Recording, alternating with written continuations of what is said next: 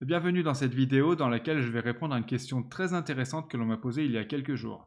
Alors la personne me disait à juste titre qu'elle avait constaté que le prix du pétrole avait bien diminué depuis les plus hauts qu'il a connus mi-2008 et pourtant le prix de l'essence a augmenté durant cette période. Alors quels sont les facteurs qui pourraient expliquer cela? On va commencer par regarder donc les chiffres. Effectivement, le prix du pétrole a diminué puisque au plus haut, donc on va se mettre début juillet 2008, le baril de pétrole s'échangeait aux alentours de 140 dollars.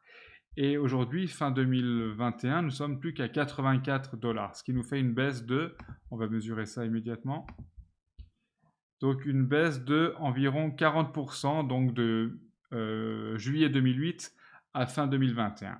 Et pourtant, durant cette période-là, le prix de l'essence a augmenté. On va regarder les prix maintenant. On va regarder donc le prix du samplon 95. Donc en début juillet 2008, un litre de samplon 95 valait en moyenne en France 1,51 €. Donc 1,51 € juillet 2008.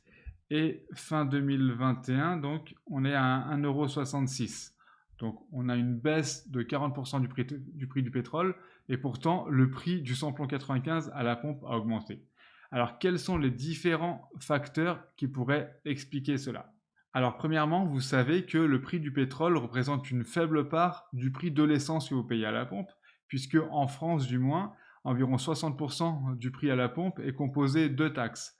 Là, on a le détail chiffré donc sur le site de l'Union française des industries pétrolières. Ils ont fait le calcul pour un litre de samplon 95 dans cette colonne-là qui coûte 1,65 €. Donc on a le coût de production, bien sûr, d'abord. Ensuite, le coût de distribution. Ensuite, on a une TVA qui s'applique sur ces deux premières parties-là. Puis on a la TICPE qui est donc la taxe sur les produits énergétiques. Et enfin, nous avons une deuxième TVA sur la TICPE qui s'applique. Donc ça fait double TVA finalement. Et vous voyez que ce montant-là correspond, donc la TVA sur TICPE correspond à 20% de la TICPE elle-même. Ensuite, deuxièmement, il faut savoir que les taxes elles-mêmes ont augmenté, hein. Donc elles ont augmenté d'environ 4% sur cette période-là. Mais il y a surtout un paramètre beaucoup plus important qui fait que malgré la baisse de 40%, comme on l'a vu, du prix du pétrole, le prix de l'essence à la pompe a augmenté. C'est la variation du taux de change euro-dollar sur cette période. Comme on l'a vu en introduction, le prix du baril de pétrole est exprimé en dollars américains. Voilà, c'est la norme, c'est comme ça. Alors que vous, quand vous faites votre plein d'essence en France, vous payez en euros. Et durant cette période-là, donc de 2008 à 2021, l'euro a perdu de la valeur par rapport au dollar. On va regarder les chiffres immédiatement. Donc, on va se remettre sur les mêmes plages de période. Début juillet 2008, le cours de l'euro-dollar était à 1,57, c'est-à-dire que pour 1 euro, vous aviez 1,57 $. Par contre, fin 2021, le cours est plus que 1,16, c'est-à-dire que pour 1 euro, vous n'avez plus que 1,16 $. On va donc mesurer la baisse.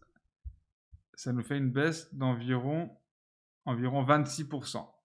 Quand vous voyez que le cours de l'euro-dollar baisse, c'est-à-dire que si votre monnaie c'est l'euro, vous perdez en pouvoir d'achat si vous achetez des produits en dollars. Et donc là, c'est le cas. Entre mi-2008 et fin 2021, si votre devise est l'euro et que vous achetez des produits qui sont cotés en dollars américains, votre pouvoir d'achat a diminué de 26%. Et donc, c'est surtout ce phénomène-là, donc la variation du taux de change euro-dollar, qui fait que malgré le fait que le prix du pétrole ait diminué de 2008 à 2021, le prix de l'essence a augmenté. Donc, c'est vraiment le facteur principal. J'espère que cette vidéo vous sera utile. N'hésitez pas à la partager si vous pensez qu'elle peut intéresser d'autres personnes dans votre entourage. Si vous avez des précisions ou des compléments d'information, n'hésitez pas à les indiquer en commentaire sous la vidéo. Je vous laisse également aller voir le premier lien en description de cette vidéo qui vous permettra de recevoir le nom de la dernière action que j'ai ajoutée à mon portefeuille. Et j'irai plus loin en vous expliquant la stratégie que j'utilise pour investir sur les actions américaines. À bientôt.